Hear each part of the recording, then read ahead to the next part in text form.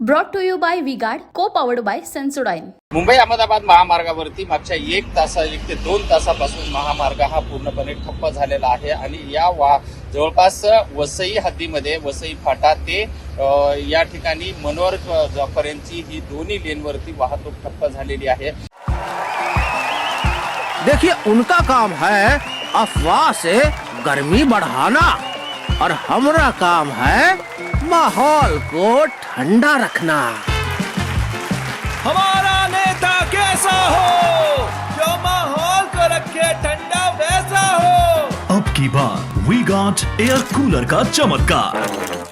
आपण जर बघितलात तर सगळे वाहनं जे आहेत हे एका रांगेमध्ये थांबलेले आहेत। मोठी जी वाहनं आहेत ती मोठी वाहनं सुद्धा पूर्णपणे ठप्प झालेली आहेत। लांब पल्ल्याच्या गाड्या ज्या आहेत त्या गाड्या या ठिकाणी थांबलेल्या आहेत। महामार्गावरचे पोलीस असतील किंवा आरबीआयचे IRBचे लोक असतील हे कोणीही या ठिकाणी वाहनं काढून देण्यासाठी आपल्याला दिसून येत नाहीयेत।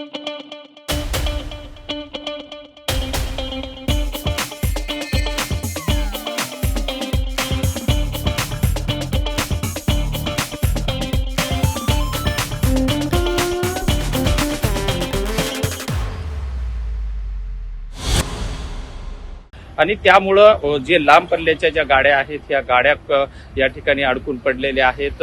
जवळपास 2 ते 3 तासापासून हे जी वाहनं आहेत ही सगळी या ठिकाणी आपल्याला अडकलेली दिसतात।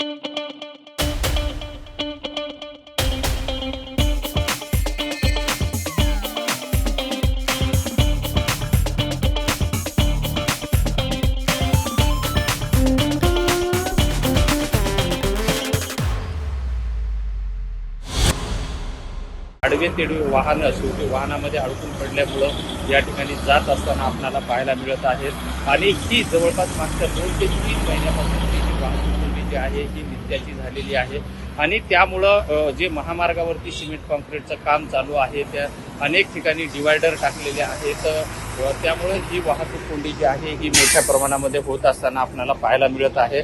आणि आता या वाहतूक कोंडीमधून कधी मार्ग निघेल असाही प्रश्न या निमित्तानं उपस्थित होत आहे। विजय Gaikwad, TV9 Marathi, Virar. Brought to you by Vigard, co-powered by Sensodyne.